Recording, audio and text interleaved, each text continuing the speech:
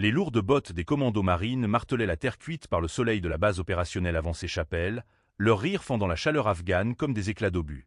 Et la boiteuse.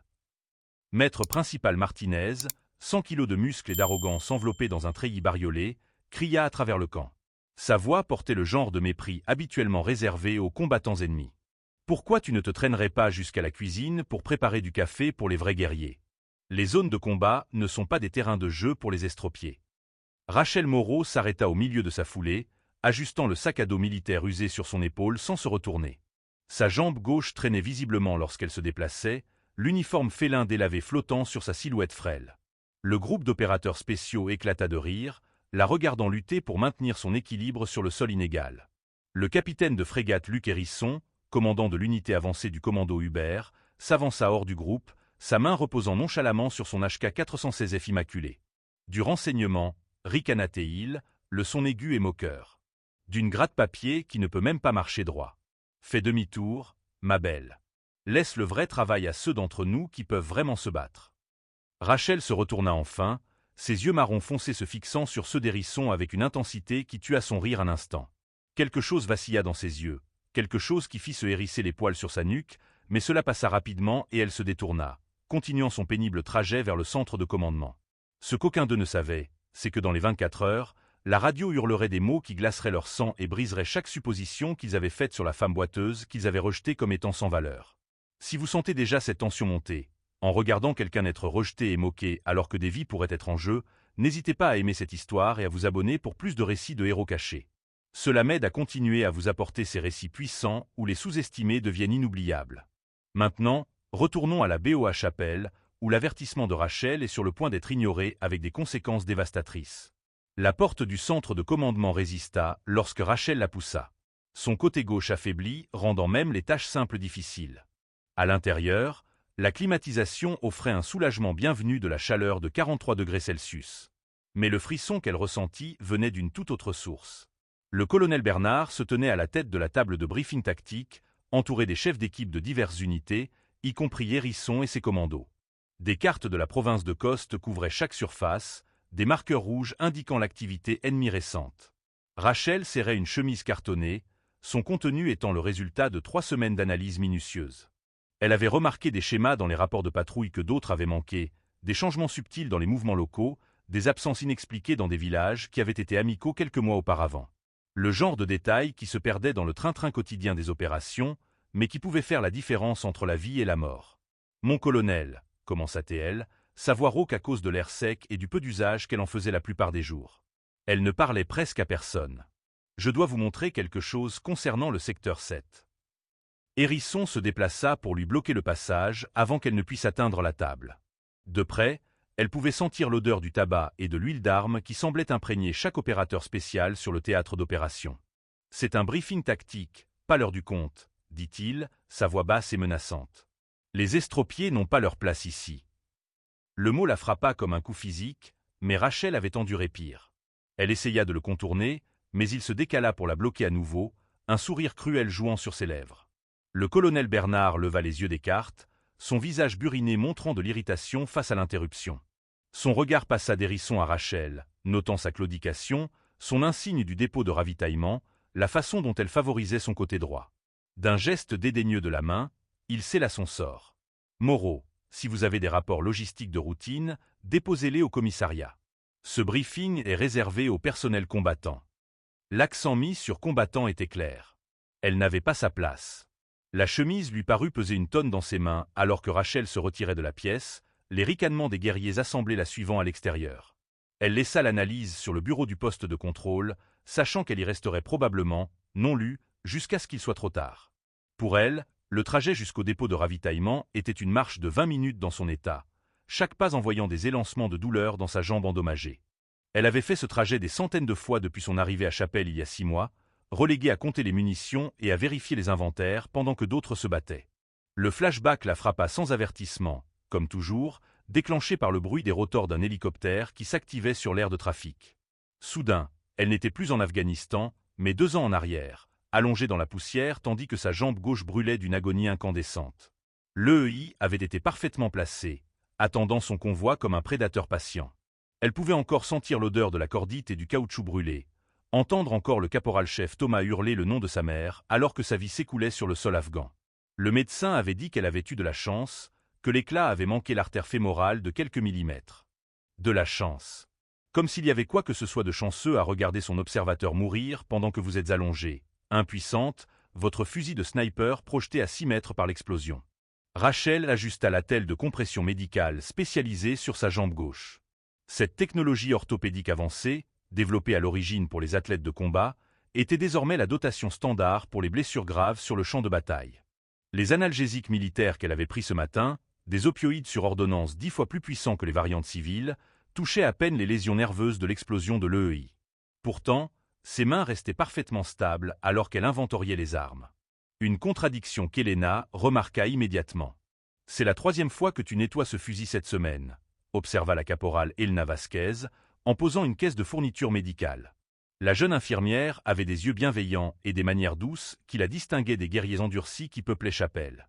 Elle regardait les mains de Rachel se déplacer sur le HK-416 avec une efficacité experte, le démontant et le remontant plus vite que la plupart des soldats d'infanterie ne le pouvaient. « Tu manies les armes comme quelqu'un qui a fait plus que les inventorier. » Rachel reposa le fusil dans son râtelier, en prenant soin de ne pas croiser le regard d'Elena. « Juste de l'entretien de matériel. C'est mon travail maintenant. » Le « maintenant » pesait lourdement entre elles, lourd d'une histoire non dite. Elena avait vu assez de guerriers blessés pour reconnaître les signes. Le regard vide, l'hypervigilance, la façon dont la tête de Rachel se tournait brusquement vers chaque son inattendu. Ce n'était pas juste une employée du ravitaillement avec une mauvaise jambe. C'était quelqu'un qui avait vu le feu et avait survécu pour en parler. « Combien de temps as-tu été sur le terrain avant ?» Elena fit un geste délicat vers la jambe de Rachel, ne voulant pas être indiscrète, mais véritablement curieuse de la femme qui était devenue une sorte de fantôme sur la base. La mâchoire de Rachel se serra, ses mains s'immobilisant sur son presse-papier d'inventaire. Un instant, Elena pensa qu'elle ne répondrait pas 8 ans, dit finalement Rachel, sa voix à peine plus haute qu'un murmure. 8 ans de mission parfaite. Puis un seul y a tout changé. Elle ne mentionna pas les citations, les tirs confirmés, les opérations qui n'existaient que dans des dossiers classifiés. Cette vie était partie, enterrée avec Thomas dans un cimetière militaire loin de chez elle. Maintenant, elle n'était qu'une autre soldate brisée, comptant les balles pendant que d'autres les utilisaient. Leur conversation fut interrompue par le vrombissement distinctif des moteurs de NH-90 Caïman qui montaient en puissance, audible à travers la fenêtre du dépôt de ravitaillement. Elle pouvait voir l'équipe d'Hérisson effectuer les derniers contrôles avant leur patrouille. Les commandos se déplaçaient avec l'assurance tranquille des prédateurs alpha, leurs mouvements coordonnés et mortels. Rachel les regarda avec une expression qu'Elena ne put déchiffrer. En partie de l'envie, en partie de l'inquiétude, en partie autre chose. « Ils vont dans le secteur 7, » dit soudain Rachel, sa voix urgente. « Ils ne peuvent pas y aller. Pas aujourd'hui. » Elle était déjà en mouvement, sa jambe endommagée oubliée dans sa hâte d'atteindre l'aire de trafic. Elena la suivit, confuse par le changement soudain de cette femme habituellement si calme. Le temps qu'elles atteignent les hélicoptères, les commandos étaient déjà en train d'embarquer, leurs armes et leur équipement leur donnant plus l'air de machine que d'homme. Rachel tenta d'approcher l'hélicoptère le plus proche, criant pour couvrir le bruit des rotors. « Vous devez annuler. Le secteur s'était compromis. » Mais ces mots se perdirent dans le tonnerre mécanique. Le maître principal Martinez la vit arriver et se déplaça pour l'intercepter, sa masse bloquant son chemin comme une montagne d'hostilité. « Quel est le problème, la boiteuse? Jalouse qu'on aille faire le vrai travail? Écoutez-moi. » Rachel attrapa son gilet, le désespoir l'emportant sur sa réserve habituelle. 7 km au nord-est de la référence de grille 38 Roméo Québec. Il y a un schéma dans les rapports.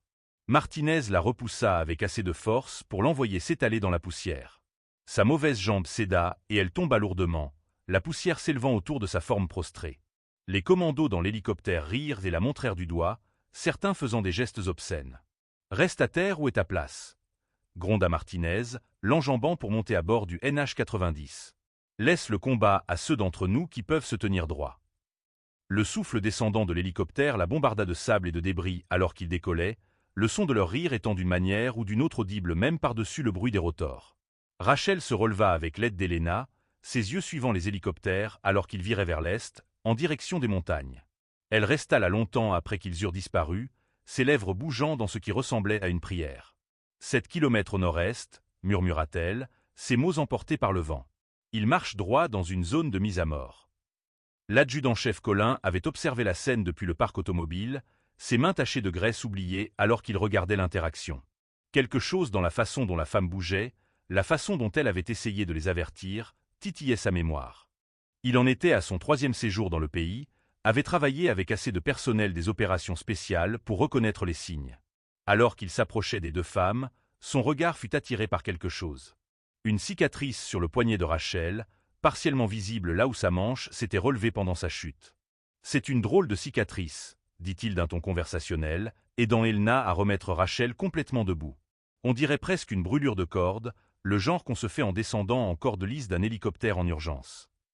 Les yeux de Rachel se fixèrent sur les siens, méfiants et sur la défensive. Colin continua comme s'il n'avait pas remarqué sa réaction. « J'ai vu des marques similaires sur des opérateurs du premier RPIMA à Kandahar. Bien sûr, c'étaient tous des hommes. Je n'ai jamais rencontré cette femme sniper dont tout le monde parlait à voix basse. » Rachel rabaissa sa manche, couvrant la cicatrice. « Je dois retourner au travail, » dit-elle sèchement, se détournant de deux. Mais Colin n'avait pas fini.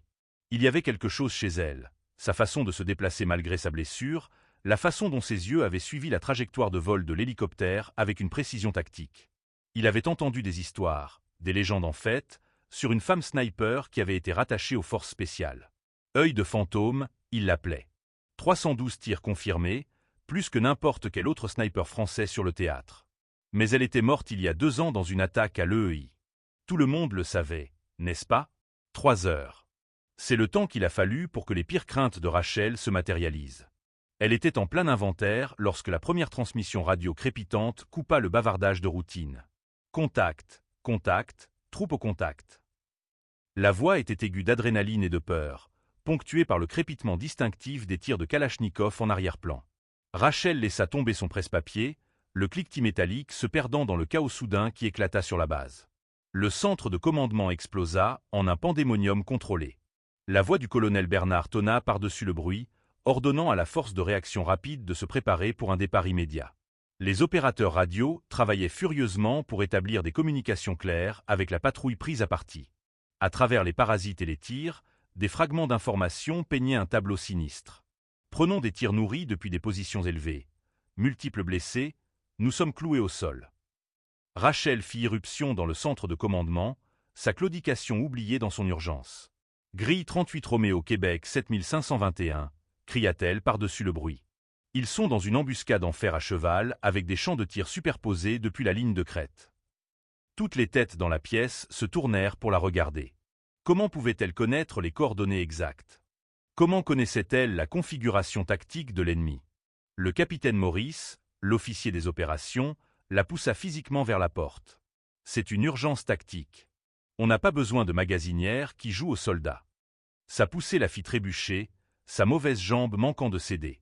Sortez avant que je ne vous fasse arrêter pour interférence avec des opérations de combat. Mais Rachel tint bon, le désespoir lui donnant de la force. Vous ne comprenez pas. Les talibans préparent ça depuis des semaines. Ils ont positionné au moins 7 tireurs le long de la ligne de crête avec des champs de tir entrecroisés. Votre QRF volera droit dans le même piège s'ils prennent la route directe. Ces mots furent accueillis par des regards dédaigneux et un mépris à peine dissimulé. Qui était cette femme estropiée pour leur dire comment mener des opérations de combat? La radio crépita de nouveau, la situation se détériorant de seconde en seconde. On a des blessés. Où est cette évacuation sanitaire? En arrière-plan, on pouvait entendre le crépitement distinctif de tirs de fusil de précision. Pas le tir à l'aveuglette des combattants talibans typiques, mais le rythme mesuré et mortel de tireurs d'élite entraînés. Sniper. On a plusieurs snipers. L'esprit de Rachel se lança dans des calculs qu'elle pensait ne plus jamais avoir à faire. Distance, élévation, vitesse du vent, position du soleil, toutes les variables qui déterminaient la vie et la mort à longue portée. Elle connaissait ces montagnes, les avait étudiées de manière obsessionnelle depuis son arrivée à Chapelle. Ce n'était pas sain, elle le savait, cette fixation sur le terrain qui avait failli la tuer, mais les vieilles habitudes ont la vie dure, et l'instinct d'un sniper de connaître le terrain est impossible à réprimer. Elle quitta le centre de commandement avant que la sécurité ne puisse l'en expulser physiquement. Mais elle ne retourna pas au dépôt de ravitaillement. Au lieu de cela, elle se dirigea avec une détermination sombre vers l'armurerie. Chaque pas était une bataille contre sa jambe endommagée et les voix dans sa tête qui lui disaient que c'était de la folie. Elle n'était plus une snipeuse.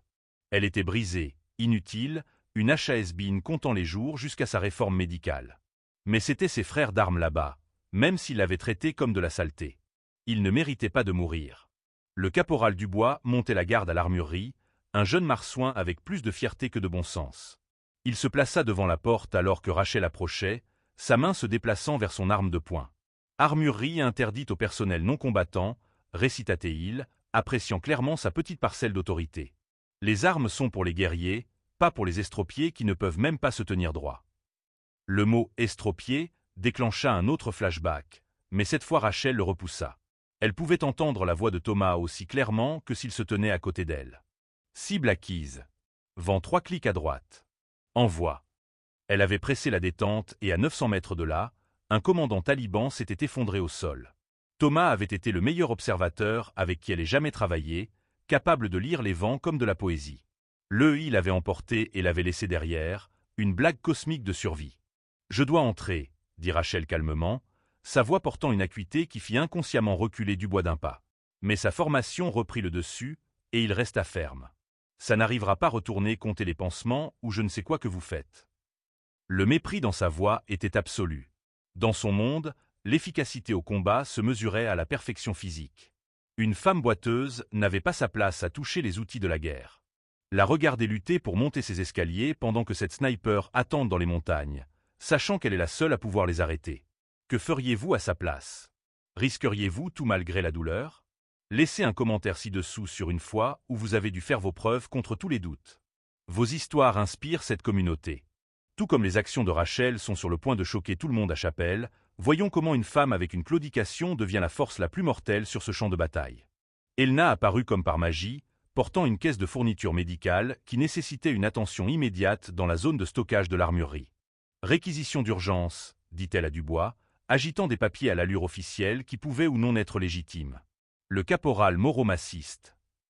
Dubois hésita, déchiré entre le protocole et la vérité militaire universelle selon laquelle on ne contrarie pas le personnel médical. Dans ce moment d'incertitude, Rachel se glissa derrière lui dans l'intérieur sombre de l'armurerie. L'odeur la frappa immédiatement, huile d'armes, cordite et métal. C'était l'odeur de son ancienne vie, et cela faillit la briser. Des rangées et des rangées d'armes bordaient les murs, chacune entretenue à la perfection, prête pour des guerriers qui pouvaient encore guerroyer.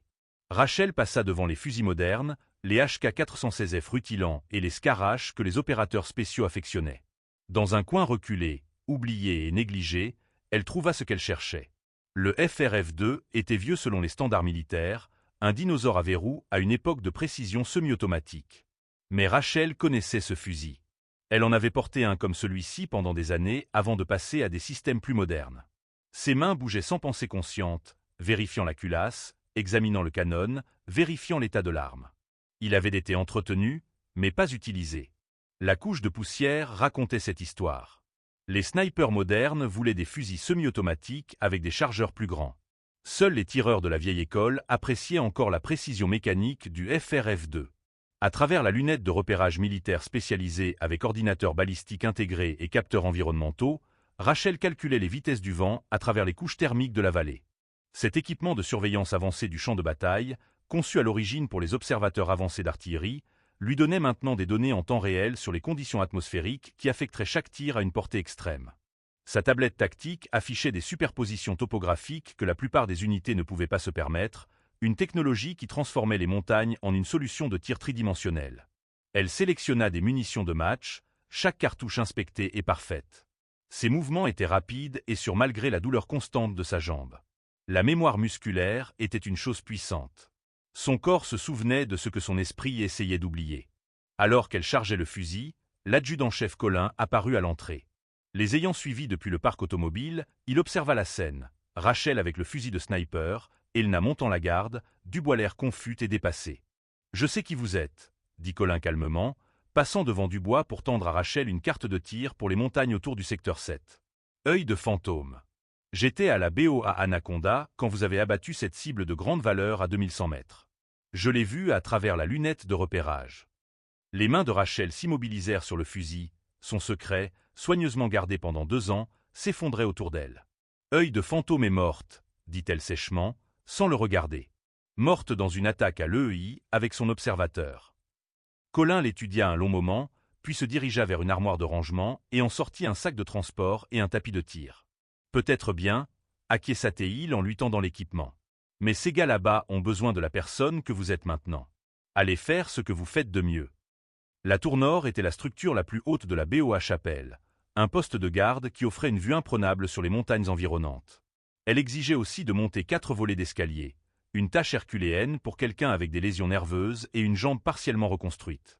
Rachel arriva à mi-chemin avant que son corps ne la trahisse, les nerfs endommagés hurlant de protestation. Elle s'effondra contre la rampe, haletante, la sueur coulant sur son visage malgré l'air frais de la montagne. Elle pouvait entendre le trafic radio des haut-parleurs positionnés sur toute la base. La situation se détériorait rapidement. On a 2 morts, 3 blessés.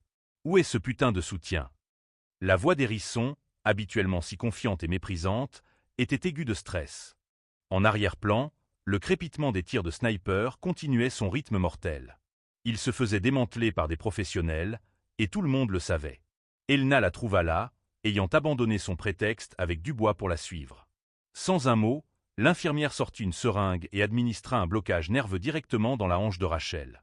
Le soulagement fut immédiat, bien que les 2 femmes sachent qu'il était temporaire. « Tu as peut-être 30 minutes avant que ça ne s'estompe », prévint Elna. « Quoi que tu prévois de faire, fais-le vite. » Rachel hocha la tête en guise de remerciement et reprit son ascension, le sac de fusil en bandoulière sur son dos. Chaque pas était encore une agonie, mais gérable maintenant. Elle atteignit le pont d'observation de la tour juste au moment où une autre transmission crépitait sur la base. Ils sont dans les rochers au-dessus de nous. On ne peut pas les repérer. C'est comme s'ils étaient des fantômes. L'ironie ne lui échappa pas. Des fantômes chassant des fantômes. Le pont d'observation était spartiate. Des sacs de sable, une lunette de repérage montée et une vue dégagée sur les montagnes. Rachel s'installa avec une efficacité experte, déroulant le tapis de tir, positionnant le fusil, ajustant le bipied. À travers la lunette, elle pouvait voir la vallée où l'équipe d'Hérisson s'était mise à l'abri. Ils étaient dans une dépression naturelle, un bon abri contre le tir direct, mais entouré de hauteur. C'était un champ de tir, et ils y étaient entrés droit dedans. Elle repéra le premier tireur presque immédiatement. Une perturbation à peine visible dans les rochers à 1200 mètres. Seul quelqu'un qui avait passé des années à chercher de tels signes l'aurait remarqué. Le sniper taliban était bon, très bon, mais il avait fait une erreur. Il s'était positionné là où le soleil de l'après-midi se reflèterait sur sa lunette pendant exactement 18 secondes en se déplaçant dans le ciel. Rachel vérifia sa montre. Dans 6 minutes, il serait visible. Les 2e et 3e tireurs étaient plus difficiles à repérer, mais l'œil entraîné de Rachel capta les signes subtils. Une ombre qui ne correspondait pas tout à fait aux rochers environnants, un buisson qui bougeait contre le vent, le canon d'un fusil qui créait une ligne parfaitement droite dans le chaos de la nature. Elle reporta chaque position sur sa carte de tir, calculant les distances et les ajustements de vent. 7 tireurs, comme elle l'avait prédit, positionnés avec des champs de tir superposés, de multiples voies de fuite et un excellent camouflage. Ce n'était pas aléatoire. C'était une opération soigneusement planifiée par quelqu'un qui comprenait les tactiques françaises. Le sergent Vasseur avait été assigné à la tour, mais avait abandonné son poste pour observer l'urgence se dérouler depuis le centre des opérations tactiques. Il monta les escaliers pour trouver une femme étrange installant une position de sniper, ses mouvements précis malgré un handicap physique évident. « Vous n'êtes pas autorisé à être ici », cria-t-il en tendant la main vers son épaule. « Vous passerez en cour martiale pour ça. » Rachel l'ignora, son monde se rétrécissant à la vue à travers sa lunette. Les mathématiques de la mort remplissaient son esprit. Portée, élévation, vitesse du vent, pression barométrique, l'effet de Coriolis à cette latitude. Sa respiration ralentit, son rythme cardiaque tombant à l'état de zénitude qui l'avait rendu légendaire. À cet instant, la douleur dans sa jambe n'existait pas. Le traumatisme des 2 dernières années s'estompa. Il n'y avait que le fusil, la cible et la balle qui les connecteraient. Les séquelles nécessitèrent une attention médicale immédiate alors que les nerfs endommagés de Rachel s'enflammaient à cause des positions de tir. Elna prépara des injections spécialisées de blocage nerveux en utilisant des composés pharmaceutiques avancés conçus pour la neuropathie liée au combat. Ce système de gestion de la douleur de pointe, développé par la recherche médicale de la défense, pouvait restaurer temporairement la fonction des voies nerveuses endommagées, une technologie qui maintenait les opérateurs d'élite fonctionnels malgré des blessures qui mettraient fin à une carrière. Rachel accepta le traitement en silence, sachant qu'elle en aurait besoin pour la suite. 6 minutes. Le soleil toucha la position exacte que Rachel avait calculée. Et pendant un court instant, un éclair de lumière révéla la position du premier tireur. Son doigt pressa la détente avec la même douce pression qu'elle avait utilisée 1 millier de fois auparavant. Le fusil recula contre son épaule, le son roulant à travers les montagnes comme le tonnerre. À travers la lunette, elle regarda le tireur s'effondrer, son fusil glissant de ses doigts sans vie.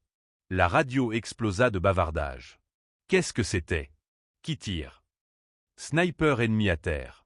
Quelqu'un a neutralisé leur sniper. Mais Rachel manœuvrait déjà le verrou, éjectant l'étui usé et chargeant une nouvelle cartouche. Le deuxième tireur réagirait à la mort de son partenaire, se déplacerait pour vérifier ou se relocaliser. Elle attendit, patiente comme la pierre, jusqu'à ce qu'elle voie le mouvement révélateur. Une autre pression. Une autre vie terminée à 1350 mètres. Vasseur se tenait figé derrière elle, sa main toujours tendue là où il avait voulu la saisir par l'épaule. La précision des tirs, la manière méthodique dont elle manœuvrait le verrou, le calme surnaturel avec lequel elle suivait des cibles invisibles pour lui, tout s'emboîta avec une clarté horrible. « Œil de fantôme », souffla-t-il, le nom à peine un murmure. « Mais vous êtes censée être morte. » Mon observateur aussi, acheva Rachel, déjà en train de suivre le troisième tireur. Mais ces hommes là-bas sont toujours en vie, et j'ai l'intention qu'il le reste. Elle trouva sa cible, une ombre qui s'était déplacée de 2 degrés par rapport à l'endroit où elle aurait dû être. Les mathématiques étaient plus complexes maintenant. Le vent s'était levé, créant des schémas différents à diverses altitudes. Elle ajusta, compensa et tira. Une autre confirmation radio crépita à travers le chaos. Encore un hostile à terre. Quelqu'un nous couvre. Les tireurs restants apprenaient, s'adaptant à la nouvelle menace. Ils avaient cessé de bouger, devenant complètement immobiles dans leur position.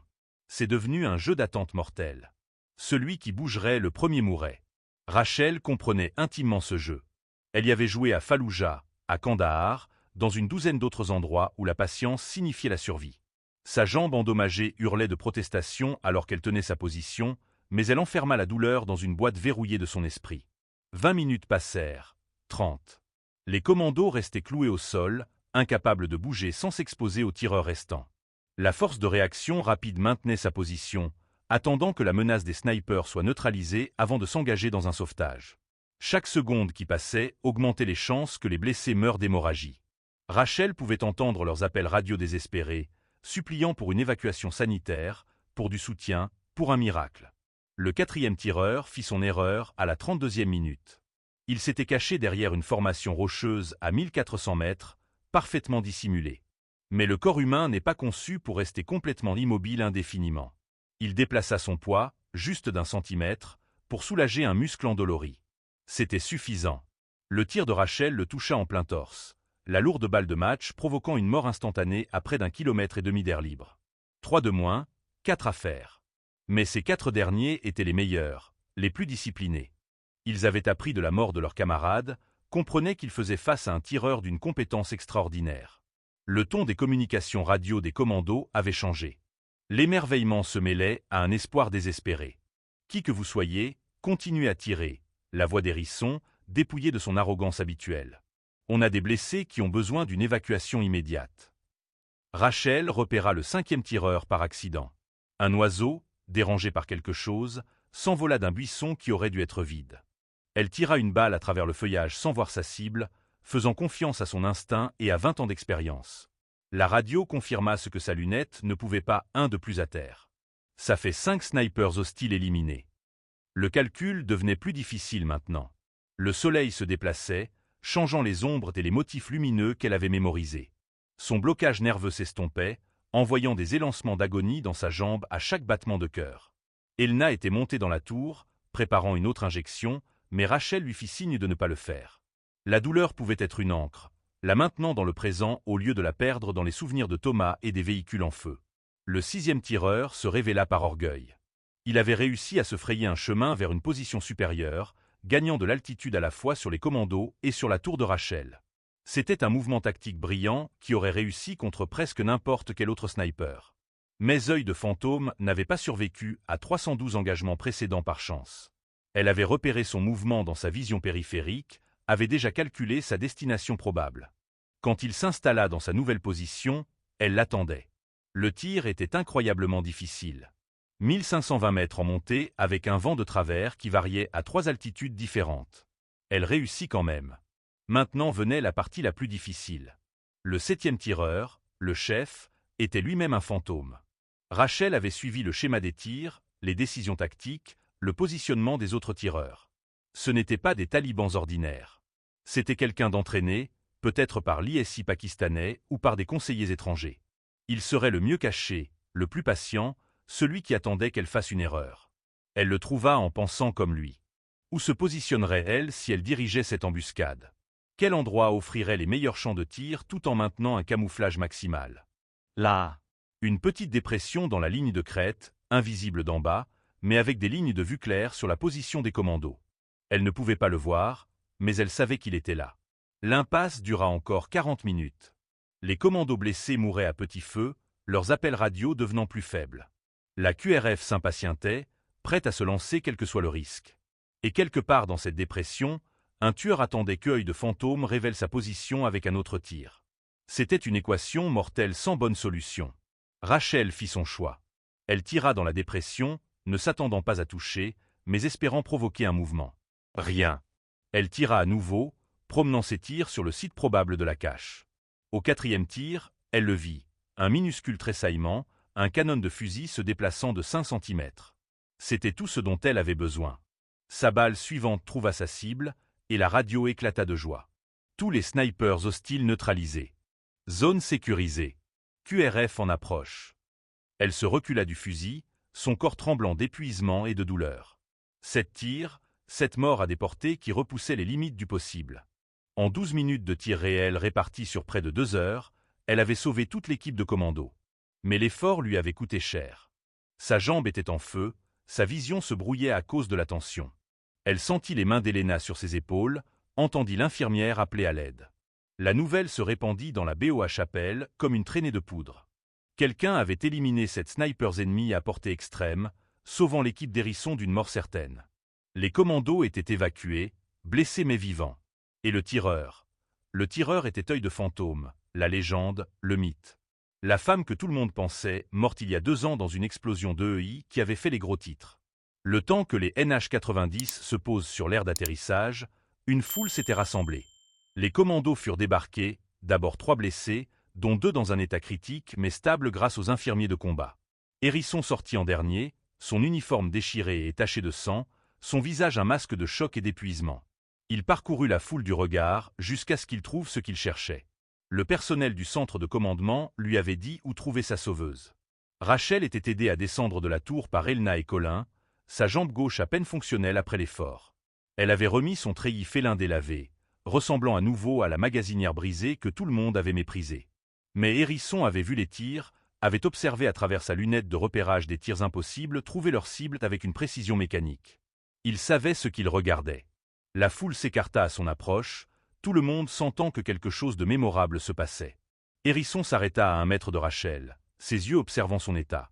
La douleur évidente, la jambe endommagée, l'expression hantée de quelqu'un qui avait été forcé de revisiter un passé qu'il avait essayé d'enterrer.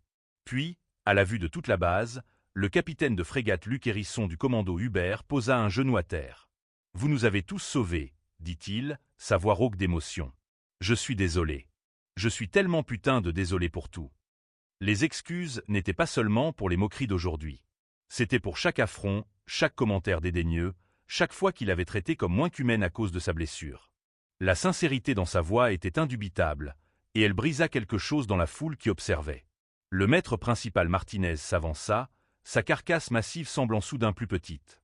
L'homme qui l'avait poussée dans la poussière ce matin ne pouvait pas la regarder dans les yeux. « Je ne savais pas, balbutia-t-il.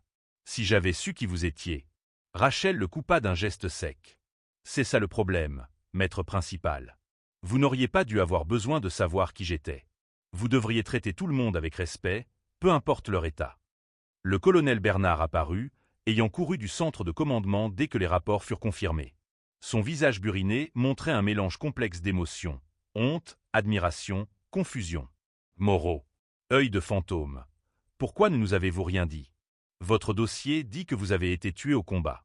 Toute la communauté vous a pleuré. » Il fit une pause, luttant avec les implications. 312 tirs confirmés avant l'EI, et aujourd'hui, ça fait 319. Rachel s'appuya lourdement sur Elna, ses forces l'abandonnant enfin. Un sniper n'a pas besoin de reconnaissance, mon colonel, seulement de résultats. C'était un vieux mantra, quelque chose que son premier instructeur lui avait inculqué. Mais il y avait plus que ça. L'EEI n'avait pas seulement pris la fonctionnalité de sa jambe et la vie de son observateur. Il avait pris son identité, son but, sa raison d'exister. Venir à Chapelle en tant que magasinière avait été sa façon de se cacher du fantôme qu'elle était devenue. La foule grossissait, les soldats abandonnant leur poste pour assister à l'histoire. Quelqu'un avait sorti un téléphone et enregistrait malgré les règlements. D'ici demain, la vidéo serait partout. L'histoire de la femme boiteuse qui avait été moquée et rejetée, se révélant être la snipeuse la plus mortelle de l'histoire militaire française. C'était le genre d'histoire qui remodèlerait la façon dont les gens pensaient aux blessés de guerre, au jugement, à la vraie nature de la force. « Qu'est-ce qui se passe maintenant » demanda Bernard, sachant déjà que tout avait changé. Rachel Moreau ne pouvait pas retourner à son poste de magasinière. Pas après ça. Mais elle ne pouvait pas non plus reprendre le service actif en tant que snipeuse. Pas avec ses blessures. C'était un puzzle sans solution facile, rendu plus complexe par la tempête politique et médiatique qui suivrait inévitablement. Rachel se redressa autant que son corps endommagé le lui permettait. « Maintenant, mon colonel, vous devez mettre en œuvre les recommandations du rapport que j'ai laissé ce matin. Les talibans sondent nos défenses, cherchant des schémas à exploiter. Aujourd'hui n'était qu'un début. » Elle fit un geste vers les montagnes où cette corps refroidissait sous le soleil de l'après-midi. Ce n'étaient pas des combattants réguliers. Ils étaient entraînés, peut-être par des conseillers étrangers. Ce secteur va devenir très chaud. Les implications frappèrent Bernard comme un coup physique. Elle n'avait pas seulement sauvé les commandos. Elle avait analysé le renseignement, prédit les mouvements ennemis, faisant le travail de toute une section S2 depuis son poste au dépôt de ravitaillement. Combien d'autres avertissements avait-il ignorés? Combien de perspectives avaient été rejetées parce qu'elle venait d'une estropiée? Elna aida Rachel à atteindre un VBL voisin alors que la foule se pressait. Tout le monde voulait la remercier, s'excuser, réparer d'une manière ou d'une autre leur traitement envers elle. Mais le mal était fait et tout le monde le savait. On ne pouvait pas reprendre des mots cruels ou des actions dédaigneuses. On ne pouvait que faire mieux à l'avenir, et le poids de cette responsabilité pesait lourdement sur chaque épaule. Au cours des 6 heures suivantes, l'histoire passa de simples rumeurs de base à nouvelles internationales. Quelqu'un à Paris laissa fuiter la confirmation, Œil de fantôme était en vie. La snipeuse qui était devenue une légende dans les cercles des opérations spéciales, dont les exploits étaient murmurés dans les salles de briefing de Lorient à Bayonne, n'était pas morte dans cette attaque à l'EEI. Elle avait été brisée, cachée, rejetée, et avait quand même réussi à accomplir l'un des exploits de tir les plus remarquables de l'histoire militaire. Hérisson retourna à l'infirmerie après son débriefing, le bras en écharpe à cause de blessures par éclat. Il trouva Rachel dans un lit, des perfusions dans le bras, alors que le personnel médical tentait de gérer les lésions nerveuses qu'elle avait exacerbées pendant les tirs. Elle était réveillée mais clairement épuisée, son regard vide fixé sur quelque chose au-delà des murs de la tente. « Je dois savoir, » dit-il sans préambule. « Comment avez-vous fait? Pas les tirs. Je sais que vous en êtes capable. Mais comment saviez-vous? Comment avez-vous prédit l'emplacement de l'embuscade, le nombre de tireurs, leur position? » C'était la question que tout le monde se posait. Les tirs étaient impressionnants, mais explicables. Œil de fantôme avait toujours été surnaturel avec un fusil. Mais la prédiction, l'analyse tactique que tout le monde avait ignorée, c'était autre chose. Rachel se tourna pour le regarder, et pour la première fois, il vit au-delà de la blessure, l'opératrice en dessous. « Parce que j'ai étudié ces montagnes tous les jours pendant 6 mois, » dit-elle simplement. « Pendant que vous me rejetiez comme une estropiée, j'analysais chaque rapport de patrouille, chaque contact, chaque schéma. Je ne peux peut-être plus courir, mais mon esprit fonctionne très bien. » Le reproche était doux, mais dévastateur. Ils avaient eu un atout stratégique au milieu d'eux, quelqu'un dont la brillance tactique n'était pas diminuée par une blessure physique, et il avait gaspillé à compter des munitions. Hérisson sentit tout le poids de son préjugé, le coût de ses suppositions. Combien de soldats auraient pu vivre s'ils avaient écouté ces avertissements plus tôt? « Je veux apprendre, » dit-il soudainement. « De vous, si vous voulez bien m'enseigner. » C'était un renversement si complet que Rachel sourit réellement, une petite expression triste qui transforma son visage. « Vous voulez que l'estropié vous enseigne. » Le mot était maintenant une arme, retournée contre ceux qui l'avaient manié si négligemment. « Je veux que Œil de fantôme m'enseigne, » corrigea Hérisson. « Et plus important encore, je veux que Rachel Moreau m'enseigne, parce que j'ai beaucoup à apprendre sur le fait de voir au-delà des apparences. » C'était le début d'une conversation qui allait remodeler la façon dont la communauté des opérations spéciales pensait aux blessés de guerre, à la valeur de l'expérience par rapport à la perfection physique, à la vraie nature de la force. 3 jours plus tard, la réponse de l'état-major arriva sous la forme d'un colonel du COS et d'assez de paperasse classifiée pour étouffer une déchiqueteuse. Ils offrirent tout à Rachel, réintégration à son grade précédent, un poste d'enseignante au cours d'interdiction de cible des opérations spéciales, une retraite médicale avec tous les honneurs. Le choix lui appartenait, dirent-ils, bien que tout le monde sache ce qu'ils espéraient qu'elle choisirait. Rachel était assise dans le bureau de Bernard, examinant les options pendant que le colonel attendait nerveusement. Elle était devenue la soldate la plus célèbre de la base, peut-être de tout le théâtre d'opération. Tout le monde, des 2e classes aux généraux, voulait rencontrer Œil de Fantôme, serrer la main qui avait réalisé ces tirs impossibles. Mais la célébrité pesait sur ses épaules, un autre poids à porter en plus de sa douleur physique. « J'enseignerai », dit-elle finalement, en posant la paperasse. Mais pas en métropole. Ici. Ces soldats, dans cet endroit, face à cet ennemi. Ils ont besoin d'apprendre ce que je sais. Ce n'était pas ce que l'état-major voulait. Ils avaient espéré la parader en France, un symbole vivant de la prouesse militaire française. Mais Rachel n'avait jamais été du genre à aimer les parades et les messes basses. Bernard hocha la tête, voyant déjà les possibilités. Nous mettrons en place un programme de tireurs d'élite désignés. Une formation avancée pour les snipers en rotation sur le théâtre. Le court œil de fantôme. Le nom resterait, devenant légendaire à son tour. Mais c'était encore dans le futur. Pour l'instant, il y avait des détails à régler, une logistique à organiser et une blessée de guerre à accommoder.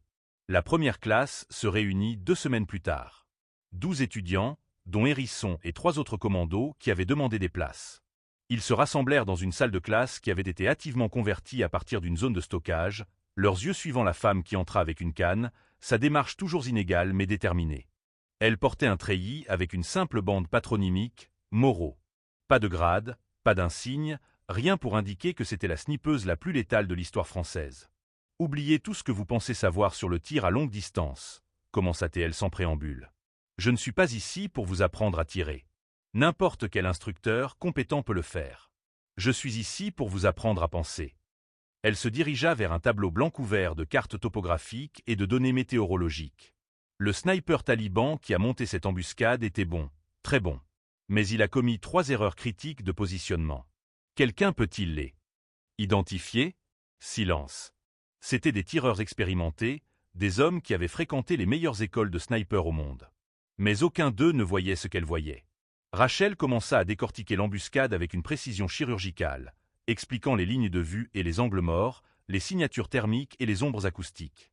En quelques minutes, ils comprirent qu'ils étaient en présence de quelque chose de spécial.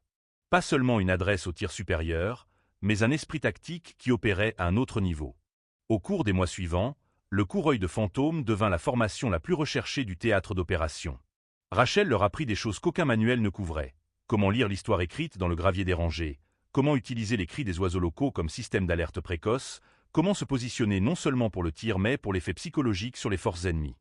Elle partagea un savoir durement acquis, payé par le sang et la perte, distillé de 8 années passées à chasser le gibier le plus dangereux du monde. Le maître principal Martinez fut l'un de ses élèves les plus dévoués, abordant la formation avec une humilité qui surprit tous ceux qui le connaissaient. Pendant une pause entre les cours, il l'approcha en privé. « Je vous ai écrit une lettre, » dit-il, sortant 3 pages manuscrites. « Des excuses. Je sais que ça ne répare rien, mais j'avais besoin que vous sachiez que je comprends à quel point j'ai eu tort. » Rachel prit la lettre, mais ne la lut pas immédiatement. « Vous voulez réparer les choses, maître principal? Ne changez pas seulement la façon dont vous me traitez. Changez la façon dont vous traitez tout le monde.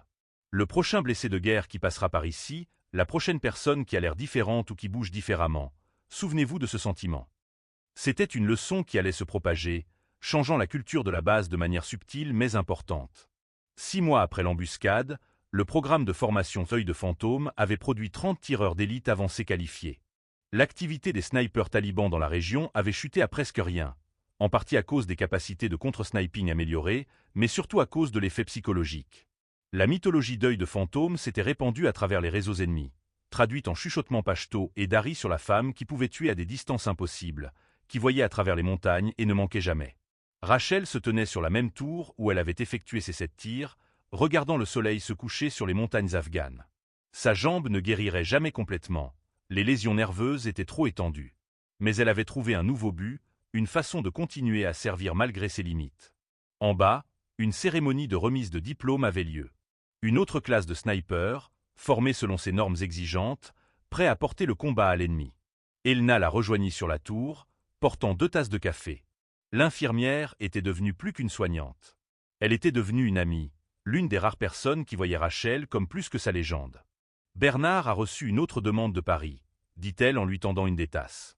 Ils te veulent en métropole pour une cérémonie de remise de médailles. Promotion de la Croix de la valeur militaire avec citation pour l'action originale et une Légion d'honneur pour le sauvetage. Rachel sirota son café, son expression neutre. Dites-leur que je suis occupée. Il y a une guerre en cours. C'était la même réponse qu'elle avait donnée à chaque demande d'interview, de contrat de livre, de droit de film. Le monde voulait célébrer Œil de Fantôme, la transformer en symbole, mais Rachel Moreau voulait juste former des soldats et les garder en vie. Tu sais que tu ne peux pas te cacher ici pour toujours, dit doucement Elna. Ce que tu as fait, qui tu es, ça compte pour les gens. Partout, les blessés de guerre te regardent et voient des possibilités au lieu de l'imitation. C'était vrai.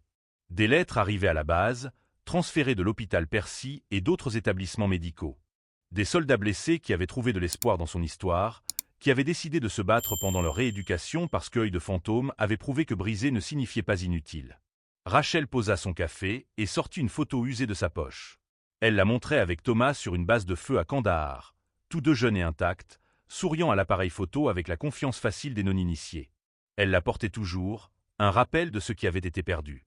Mais dernièrement, elle pensait à ce qui avait été trouvé. Un but, le respect, une nouvelle façon de servir. Peut-être après ce déploiement, concéda-t-elle, surprenant Elna. Peut-être qu'il est temps d'arrêter de se cacher. C'était un petit pas, une reconnaissance que son histoire avait une valeur au-delà de la douleur personnelle qu'elle portait. La communauté de la réadaptation avait besoin de héros qui leur ressemblaient, qui comprenaient que les batailles les plus dures se livraient dans des lits d'hôpital et des cliniques de kinésithérapie, pas sur les flancs des montagnes. On frappa à la porte, interrompant leur conversation. Colin apparut, portant une enveloppe noire marquée de tampons de classification. « Ça vient d'arriver par le canal sécurisé », dit-il, son expression indéchiffrable. Destinataire Œil de Fantôme uniquement. De tels messages étaient rares, indiquant généralement quelque chose d'important.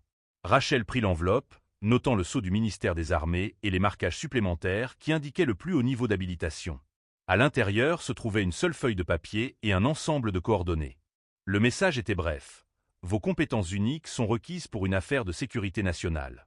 Base volontaire uniquement. Transport en attente. Les coordonnées pointaient vers un emplacement dans l'est de la Syrie, une zone de combat où Daesh livrait un dernier combat.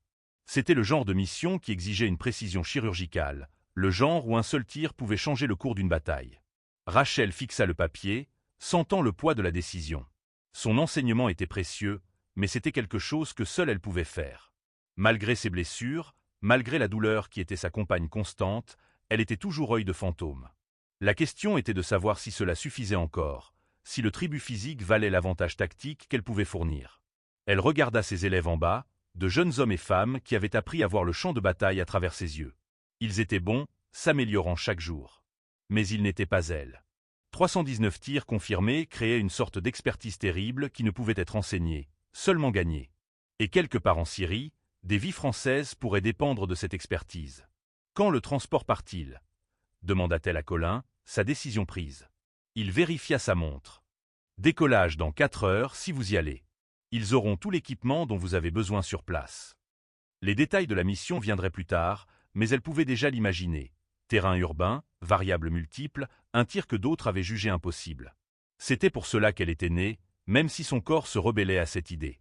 La main d'Elena se posa sur son épaule, la serrant doucement. « Tu n'as rien à prouver à personne, » dit-elle calmement. « Tu en as déjà fait plus qu'assez. » Mais ce n'était pas la question. Il n'avait jamais été question de prouver quoi que ce soit. Il s'agissait de capacité et de responsabilité, d'utiliser les compétences qu'on lui avait données quelqu'un. Soit le coup. Œil de Fantôme ne manquait pas. Et quelque part, cette certitude pourrait sauver des vies. 3h30 plus tard, Rachel se tenait sur le tarmac à côté d'un A400M Atlas, son sac d'équipement à ses pieds. La nouvelle s'était répandue et une petite foule s'était rassemblée pour la voir partir. Hérisson était là, ainsi que les autres commandos qu'elle avait sauvés. Martinez se tenait au garde-à-vous, lui adressant un salut qui n'avait rien à voir avec le grade et tout à voir avec le respect. Même Bernard était venu, comprenant qu'il assistait à quelque chose d'important. « Pour combien de temps ?» demanda Hérisson alors qu'elle se préparait à embarquer. Rachel haussa les épaules, le geste contraint par son gilet tactique. « Jusqu'à ce que ce soit fini. Le cours est entre de bonnes mains. Vous avez tous appris ce que vous deviez apprendre. » Elle leur avait enseigné plus que le tir. C'était comment voir au-delà des apparences. Comment reconnaître la capacité dans des endroits inattendus. Comment valoriser la sagesse par rapport à la perfection physique. Alors que les moteurs de l'avion montaient en puissance, noyant la conversation, Rachel se tourna pour un dernier regard sur la BOA Chapelle. L'endroit où elle avait été moquée et rejetée était devenu l'endroit où elle avait retrouvé son chemin. Pas vers celle qu'elle avait été, cette personne était morte avec Thomas dans l'explosion de l'EEI, mais vers celle qu'elle pouvait encore être, avec ses limites et tout. Le chef de soute lui faisait signe de monter à bord lorsque Martinez se détacha de la foule, courant malgré le souffle des hélices. Il lui pressa quelque chose dans la main, un petit écusson d'unité de son équipe de commando. « Pour que vous vous souveniez », cria-t-il par-dessus le bruit, « que vous avez des frères qui comprennent maintenant ce qu'est la vraie force. » C'était un geste simple qui portait un poids profond, une acceptation qui transcendait la capacité physique. Rachel hocha la tête, glissant l'écusson dans sa poche à côté de la photo de Thomas. Puis elle se tourna et monta la rampe, sa jambe endommagée protestant à chaque pas. Mais chaque pas était stable, déterminé, la portant vers le tir impossible qui l'attendait dans l'obscurité syrienne. La foule regarda jusqu'à ce que l'avion disparaisse dans le ciel nocturne, emportant leur légende de nouveau à la guerre.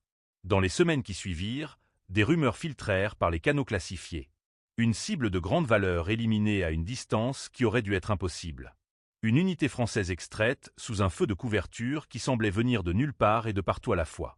Le fantôme était de nouveau actif, handicapé, mais non diminué, prouvant que l'esprit humain pouvait surmonter ce que le corps humain ne pouvait pas. Mais c'étaient des histoires que d'autres raconteraient. Dans une petite pièce de l'est de la Syrie, Rachel Moreau était assise près d'une fenêtre, regardant le lever du soleil peindre le désert de nuances d'or et de cramoisis. La mission était terminée, le transport de retour prévu pour l'après-midi. Sa jambe lui faisait mal d'une douleur profonde et lancinante qu'aucun médicament ne pouvait entièrement soulager, mais ses mains étaient stables alors qu'elle nettoyait son fusil, accomplissant le rituel qui avait défini une si grande partie de sa vie. Un jeune opérateur des forces spéciales, à peine sorti de sa formation, observait depuis l'embrasure de la porte. Il faisait partie de l'unité qu'elle avait couverte pendant l'opération, l'avait vu réaliser des tirs qui défiaient la physique et les probabilités. « Madame » s'aventura-t-il nerveusement. « J'ai entendu ce qui s'est passé à Chapelle. Comment vous avez continué après ?» Il fit un geste vague vers sa jambe, incapable de trouver les mots justes. Rachel leva les yeux de son fusil, se voyant reflétée dans son admiration. Autrefois, elle avait été aussi jeune, aussi intacte, aussi certaine de sa propre invincibilité. L'EEI avait emporté cette certitude avec tant d'autres choses. Mais à sa place était venu quelque chose de plus précieux. La connaissance que la force ne se mesurait pas à la perfection physique, mais à la volonté de continuer malgré l'imperfection. « Tout le monde se brise, sergent, » dit-elle calmement, ses mains ne s'arrêtant jamais dans leur travail. Les chanceux peuvent choisir ce qu'ils font avec les morceaux. Ce n'était pas la citation inspirante à laquelle il s'attendait, mais c'était la vérité. Elle avait été brisée et reconstruite, diminuée et transformée. La femme boiteuse qu'ils avaient moquée à Chapelle était devenue quelque chose de plus que la soldate intacte qu'elle avait été. Un rappel que le jugement basé sur l'apparence était la plus mortelle des cécités. Le transport de retour fut sans incident, la mission classifiée au-delà de tout espoir de reconnaissance publique. Mais la reconnaissance n'avait jamais été le but. Alors que l'avion descendait vers Bagram, Rachel sortit la dernière lettre de ses étudiants de Chapelle. Ils allaient bien, leurs compétences s'amélioraient, leurs perspectives changeaient à jamais par ce dont ils avaient été témoins. Le programme continuerait avec ou sans elle, un héritage plus durable que n'importe quelle médaille. L'avion se posa juste après le coucher du soleil. Les montagnes d'Afghanistan étaient peintes en violet dans la lumière mourante. Rachel rassembla son équipement, se déplaçant lentement mais sûrement vers ce qui l'attendait. Il y aurait d'autres missions, d'autres tirs impossibles, d'autres moments où ses compétences uniques feraient pencher la balance. Mais pour l'instant, elle se contentait de retourner à Chapelle, à ses étudiants, au but qu'elle avait trouvé en enseignant aux autres à voir ce qu'elle voyait. En descendant de l'avion, elle trouva Colin qui l'attendait avec un véhicule, un sourire entendu sur son visage buriné. « Bon retour, fantôme », dit-il simplement, prêt à se remettre au travail. Rachel hocha la tête, s'installant sur le siège passager avec une grimace de douleur qu'elle ne prenait plus la peine de cacher. Il n'y avait pas de honte à la limitation, seulement à la laisser vous définir.